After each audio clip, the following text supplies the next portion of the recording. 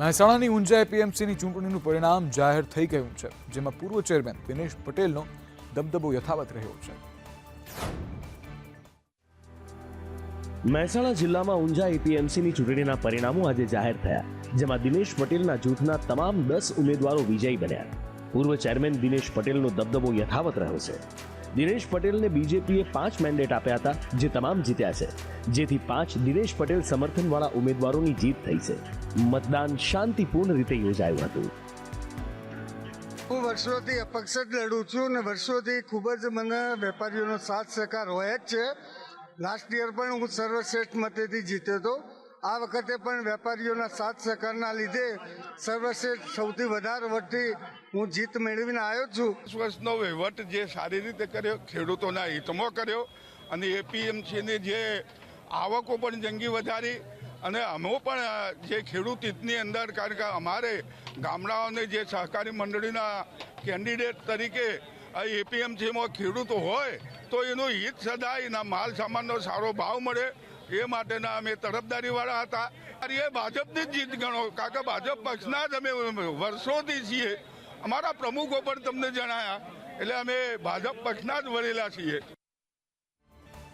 અમદાવાદની ખ્યાતિ હોસ્પિટલના એક પછી એક ખેલ સામે આવી રહ્યા છે. ચિરાગ રાજપૂતના માણસો લોકો પાસેથી પૈસા લઈને ગેરકાયદે પીએમ જઈ કાર્ડ કાઢી આપતા હોવાનો ઘટસ્ફોટ થયો છે. ખ્યાતિ હોસ્પિટલની વધુ એક કૌભાંડમાં સંડોવણી સામે આવી છે, જેમાં પાત્રતા ન ધરાવતા લોકોના પણ પીએમજેવાય કાર્ડ કાઢી આપવામાં આવતા હતા. ચિરાગ રાજપૂતના માણસો 1500 થી 2000 રૂપિયામાં પીએમજેવાય કાર્ડ બનાવતા હતા. સરકારી નાણાં પડાવવા માટેનું આ કૌભાંડનો ક્રાઇમ બ્રાન્ચે પર્દાફાશ કર્યો છે અને ગેરકાયદે કાર્ડ બનાવી આપતી ટોળકીને પણ ઝડપી પાડી છે. આઉટસોર્સિંગથી કામ કરતા 4 કર્મચારીની ધરપકડ કરાઈ છે. બીજી તરફ ખ્યાતિકાંડના આરોપીની ક્રાઇમ બ્રાન્ચ પૂછપરછ કરી રહી છે, જેમાં અનેક ખુલાસા થઈ રહ્યા છે. સૂત્રો મુજબ મળતી માહિતી અનુસાર ખ્યાતિકાંડનો આરોપી ચિરાગ રાજપૂત તબીબો, આઈટી અને માર્કેટિંગની ટીમને પણ ધમકાવી કામ કરાવતો, જ્યારે તબીબોને પણ અપશબ્દ બોલીને સર્જરી કરવા મજબૂર કરતો હતો. સુરતના હીરા માર્કેટમાં ભયંકર મંદીના માહોલ વચ્ચે નાના કારખાનેદારો ઘંટી ભંગારમાં વેચવા મજબૂર બન્યા છે. સુરતના વરાછા અને કતારગામમાં ભંગારના ગોડાઉનમાં ઘંટીઓના થપ્પા લાગ્યા છે. સુરતનું હીરા બજાર લાંબા સમયથી મંદીનો માર સહન કરી રહ્યું છે, જેની અલગ અલગ આર્થિક સામાજિક અસરો જોવા મળી રહી છે. મંદીની આ અસર હવે સુરતના વરાછા અને કતારગામ વિસ્તારમાં આવેલા ભંગારના ગોડાઉનમાં દેખાઈ રહી છે. હીરાના નાના યુનિટો બંધ થઈ રહ્યા છે અને કારખાનેદારો તેમની ઘંટીઓ સ્ક્રેપમાં વેચી રહ્યા છે. હીરાની ઘંટીઓથી સ્ક્રેપના ગોડાઉનો ઉભરાઈ રહ્યા છે. ઘંટી વેચવાવાળા ઘણા આવી રહ્યા છે, પણ ખરીદવા માટે કોઈ આવતું નથી. જ્યારે 3500 થી પણ વધુ ઘંટીઓ એક જ સ્ક્રેપ ગોડાઉનમાં જોવા મળી છે.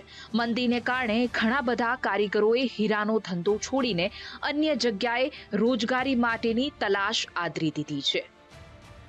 અને અત્યારે હીરામાં બહુ મંદીનો માહોલ છે, તો એ માટે નાના કારખાનેદારોને ભાડા ન પોસાતા હોય એ માટે એ લોકો અમને આપી દેતા હોય છે, અને જ્યારે ચાલુ થાય ત્યારે એ લોકો અમારી પાસેથી લઈ જતા હોય છે. એટલે આ વખતે તો દિવાળી પછીનો તો બહુ પીરિયડ ખરાબ છે, કારણ કે દિવાળી પછી તો અમારી પાસે એક બી ઘંટી ન હોય એ લોકોને દેવા માટે. એના બદલે અત્યારે તમારે જોઈએ એટલી ઘંટી સામેથી કારખાનેદારો આપે છે. જૂનાગઢના સત્તાવાર વિવાદને અખિલ ભારતીય સંત સમિતિએ વખોડ્યો છે. વિજય બાપુને સમર્થન આપી કાયદાકીય કાર્યવાહી કરવાની તૈયારી પણ દર્શાવવામાં આવી રહી છે. જૂનાગઢમાં આપા ગીગાની જગ્યા સત્તાધારના વિવાદને લઈને અનેક સાધુ સંતો મેદાને આવ્યા છે. વિજય બાપુ પર લાગેલા આરોપોને સાધુ સંતો દ્વારા વખોડવામાં આવી રહ્યા છે.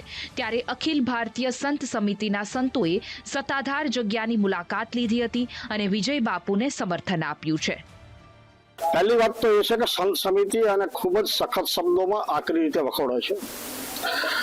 સનાતન શ્રદ્ધા કેન્દ્રો જે છે એ સનાતન શ્રદ્ધા કેન્દ્રોને બદનામ કરવાની એક સાજિશ ચાલી રહી છે અને એ સાજિશના ભાગમાં કોઈ ગમે તે રીતે ગમે ત્યાંથી એકબીજાને હાથા બનાવે અને પછી એ ઘરના હોય કે બહારના હોય પણ એને હાથા બનાવીને જે આ પ્રવૃત્તિ કરવામાં આવી રહી છે એ પ્રવૃત્તિ ખૂબ ખોટી છે। सत्ताधार सनातन धर्म की विश्व की एक मानी हुई गद्दी है, उस गद्दी पे जो बैठता है वो संत समाज और सनातन धर्म का वो गादीपति, जिसको एक बार तिलक हो गया है उसको में किसी की शक्ति नहीं है कि उसको हटा सके या हटाने की बात कर सके। नोएडा में एक वृद्ध व्यक्ति ने राह जोवड़ावी तो बोसे कर्मचारीओने आखरी सजा आपी। कर्मचारीओ मरता दम सुधी आ सजा याद राखशे। एक वरिष्ठ नागरिकने तेना दस्तावेजो कराववा माटे नोएडा ऑथोरिटीना રહેણાંક પ્લોટ વિભાગમાં જવું પડ્યું, પરંતુ કલાકો સુધી ઊભા રહેવા છતાં તેમને કોઈ મદદ મળી ન હતી। આ સમય દરમિયાન એક કર્મચારી તેની સીટ પર આરામથી બેઠો રહ્યો। જ્યારે નોએડા ઓથોરિટીના સીઈઓને આ ઘટનાની જાણ થઈ ત્યારે તેમણે કર્મચારીઓને આ સમસ્યાને પ્રાથમિકતાના આધારે ઉકેલવા માટે નિર્દેશ આપ્યો। આમ છતાં સ્ટાફે તેની મદદ ન કરી। આના પર સીઈઓ ગુસ્સે થઈ ગયા અને પોતે ડિપાર્ટમેન્ટમાં ગયા અને કર્મચારીઓને 20 મિનિટ સુધી ઊભા રાખીને કામ કરવા માટે સજા કરી। આ ઘટનાનો વિડીયો સોશિયલ મીડિયા પર વાયરલ થઈ રહ્યો છે। વાયરલ વિડીયોમાં જોઈ શકાય છે કે તમામ કર્મચારીઓ ઊભા રહીને કામ કરી રહ્યા છે। મિલકત સંબંધિત મામલાઓમાં મદદ માટે વિભાગમાં આવેલા વરિષ્ઠ નાગરિકને યોગ્ય સેવા ન આપવા બદલ તેમને આ સજા આપવામાં આવી હતી। સોશિયલ મીડિયા પર આ વિડીયો વાયરલ થતાં જ લોકોની પ્રતિક્રિયાઓ પણ સામે આવવા લાગી છે। અપાર આઈડી બનાવવામાં વાલીઓ અને વિદ્યાર્થીઓને હાલાકી પડી રહી છે, જેને લઈ શિક્ષણ મંત્રીએ સમસ્યાનું ઝડપથી સમાધાન લાવવાની વાત કરી છે। અપાર આઈડી કાર્ડ બનાવવામાં મુશ્કેલી સર્જાતા હવે સરકાર જાગી છે। અપાર કાર્ડમાં થતી હાલાકીને લઈ શિક્ષણ મંત્રીએ પણ ધ્યાન દોર્યું છે। સાથે જ શિક્ષણ મંત્રી કુબેર ડિંડોરે અપાર આઈડીથી થતી મુશ્કેલી દૂર કરવાની હૈયાધારણા આપી છે। સાથે આ સમસ્યાને લઈ મુખ્યમંત્રીને પણ રજૂઆત કરી હોવાની વાત કરી છે। વન નેશન વન ઇલેક્શનની વાત થઈ રહી છે, વન નેશન વન રાશનની પણ વાત છે। એ રીતે વન નેશન વન સ્ટુડન્ટ ની આ એક ઝુંબેશના રૂપમાં આપણે કરવાનું છે। અપાર આઈડી માટે જે કંઈ વ્યવસ્થા કરવાની થાય કરીશું। કોઈ પણ નીતિનું ઇમ્પ્લિમેન્ટ આપણે કરવા જઈએ તો શરૂઆતમાં પ્રોબ્લેમ રહે જ, પણ એમાંથી રસ્તો કાઢીને આપણે આગળ વધીશું।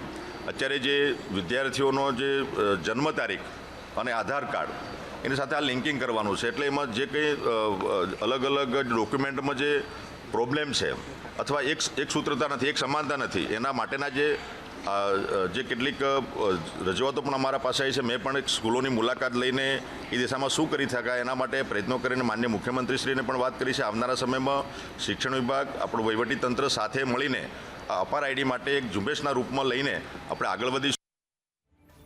પહાડી રાજ્યમાં હિમવર્ષાના કારણે દેશના ઉત્તરીય રાજ્યોમાં શીત લહેર જોવા મળી રહી છે। દિલ્હી સહિત સમગ્ર ઉત્તર ભારતના રાજ્યો ઠંડીથી ઠૂંવાયા છે। દિલ્હી સહિત સમગ્ર ઉત્તર ભારતીય રાજ્યોમાં શીતલહેર યથાવત છે। પહાડી વિસ્તારોમાં હિમવર્ષાને કારણે દેશના ઉત્તરીય રાજ્યોમાં શિયાળો તીવ્ર બની રહ્યો છે। રાજધાની દિલ્હીમાં લઘુત્તમ તાપમાન 4.5 ડિગ્રી નોંધાતા લોકો ઠંડીમાં ઠૂંઠવાયા છે। દિલ્હીમાં ડિસેમ્બરમાં ચોથી વાર તાપમાન 5 ડિગ્રીથી નીચે ગયું છે।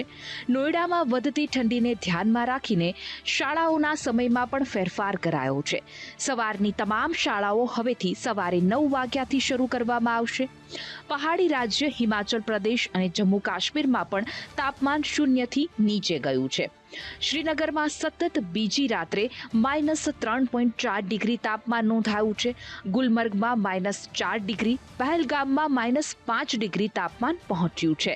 મેદાની રાજ્યની વાત કરવામાં આવે તો રાજસ્થાનમાં પણ તાપમાનનો પારો 0ની નજીક પહોંચ્યો છે। ઓડિશા અને તેલંગાણામાં પણ ઠંડીની અસર યથાવત છે।